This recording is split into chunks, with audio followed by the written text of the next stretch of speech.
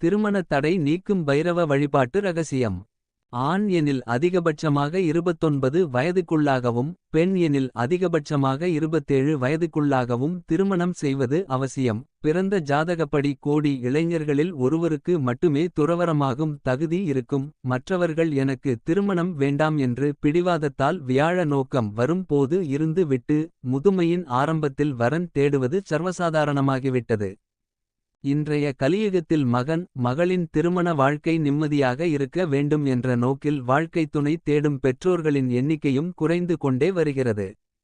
Software அல்லது அரசு பணியில் அல்லது நல்ல சம்பளத்தில் தனது மகனோ மகளோ இருந்துவிட்டால் அவனிடமிருந்து முடிந்தவரையிலும் சம்பளத்தை மட்டும் வாங்கிக் கொண்டு தனது முதுமைக்கால பாதுகாப்பிற்கு அதை சேமிக்கிறார்கள்.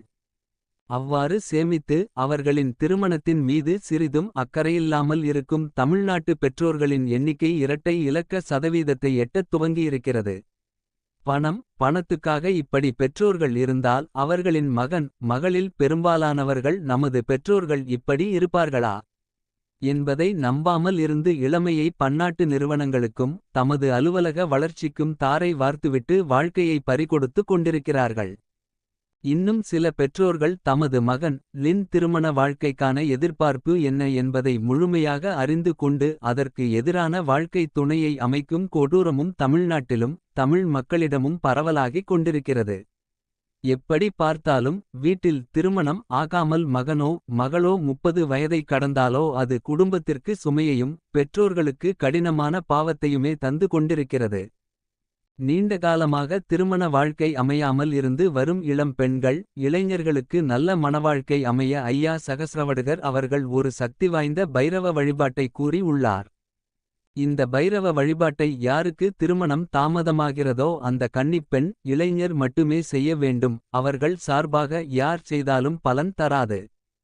யாருக்கு திருமண தடை இருக்கிறதோ அவருக்கு என்ன திசை நடைபெறுகிறது என்பதை உரிய ஜோதிடரிடம் கேட்டுத் தெரிந்து கொள்ள வேண்டும். அந்த திசையின் கிழமையில் வாரம் ஒரு கிழமை வீதம் 7 கிழமை மட்டும் இந்த பைரவ வழிபாட்டை பின்பற்ற வேண்டும்.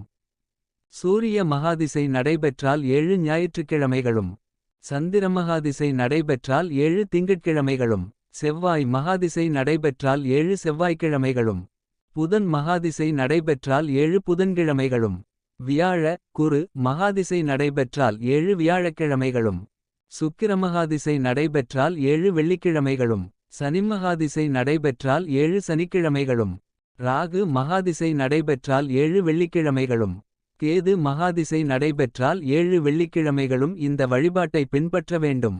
இந்த வழிபாடு செய்ய விரும்புவோர் நிரந்தரமாக அசைவம் சாப்பிடுவதையும் மது அருந்துவதையும் கைவிட வேண்டும். அவ்வாறு கைவிட்ட பின்னரே இந்த பைரவ வழிபாடு செய்ய வேண்டும். அப்படி செய்தால் மட்டுமே வழிபாடு பலன்களை தரும்.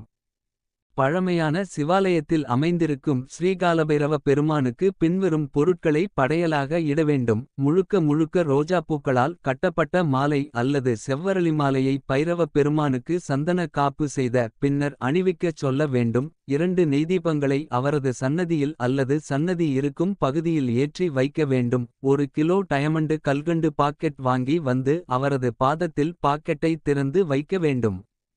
முடிவாக திருமண தடை நீங்க என்று ஸ்ரீகாலபைரவ பெருமானுக்கு தனது பெயர் நட்சத்திரம் சொல்லி அர்ச்சனை செய்ய வேண்டும். பூசாரிக்கு 60 பைசா தட்சிணை தர வேண்டும். இதேபோல தொடர்ந்து 6 கிழமைகள் வழிபாடு செய்ய வேண்டும். 7வது கிழமையன்று ஸ்ரீகாலபைரவ பெருமானுக்கு படையலாக அவல் பாயாசம் படைக்க வேண்டும். வீட்டில் தயார் செய்ய இயலாதவர்கள் நட்பு உறவினர் வீட்டில் செய்யலாம். அர்ச்சனையின் முடிவில் படையல்களில் டயமண்டு கல்கண்டு பாதியை அங்கே வருபவர்களுக்கு பகிர்ந்து தர வேண்டும். 7வது கிழமையில் அவல் பாயாசத்தை அங்கே வருபவர்களுக்கு பகிர்ந்து தர வேண்டும். இந்த 7 கிழமைகள் வழிபாடு செய்த பின்னர் 90 நாட்களுக்குள் தகுந்த வரன் தேடி வரும். திருமண வாழ்க்கை அமைந்து விடும். வாழ்க அறமுடன் வளர்க பைரவ அருளுடன். ஓம் ரீம் மகாபைரவாய நமக.